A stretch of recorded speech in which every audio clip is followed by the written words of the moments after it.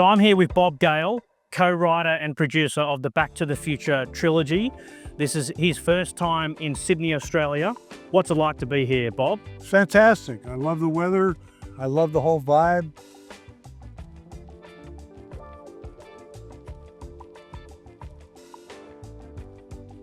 This is a 40-year-old movie. I was 9 years old when I saw it.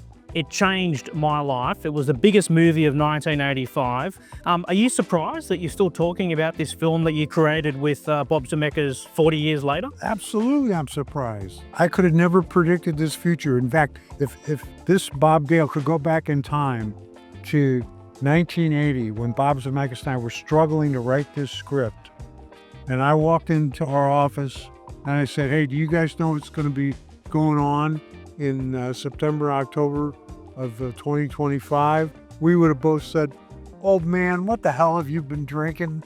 We'd call security and say, we got some lunatic in here. Kick him out. We wanted it to be a celebration of the film. We didn't want it to be a literal retelling of the first film, but we also wanted to make sure that for those people that had never seen the movie, that the story would all make sense and it would work. I've had people come up to me and tell me, I was a little bit nervous about going to see this because I was afraid it might ruin my childhood.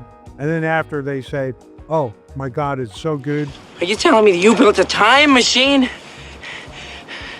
out of a DeLorean? Tell us about where the idea for Back to the Future came from, because it came from you. You're the one who came up with the original idea. Tell us the story about visiting your parents and what you found on that visit.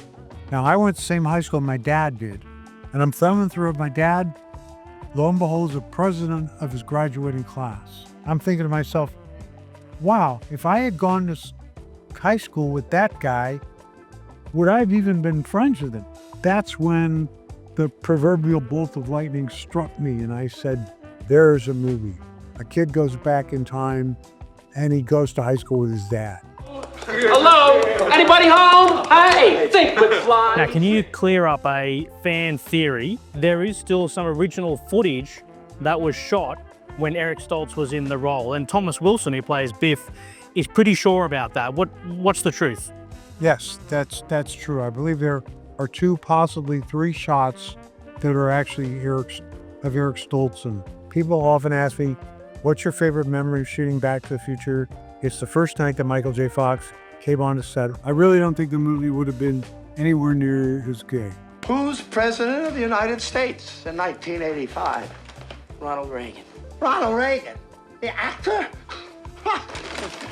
Then who's vice president? Jerry Lewis? Tell us about the DeLorean in the film, because it wasn't the original idea for the time machine, was it? No, it wasn't. Originally, the time machine was a time chamber, which Doc Brown had to then build it into a refrigerator. Wouldn't Doc have been smart enough to make the car mobile? I said, yeah, that's a really good idea. There's a few things that have come true. It's true. Video calls, Yes. smart glasses, drones, fingerprint ID, the list goes on. But why don't we have hoverboards yet? That's what we all want. I know. I don't know why we don't have hoverboards. I think that the insurance companies won't want them because the number of injuries that will occur from kids falling off of these things will be legion. I've watched the film with my parents. I've watched it with my children. It has generational appeal. It has cultural resonance. And it's 40 years this year since the original film came out. Have you unlocked the secret to that success, that longevity? For me, I think the secret of it is that it's a very human story. No matter what culture you grow up in, no matter what year you grow up in, there's a moment when you're 7, 8, 9 years old when it suddenly dawns on you, my parents were once children. All these sort of very, very human things are what resonates with people. And everyone can identify with those big, big ideas.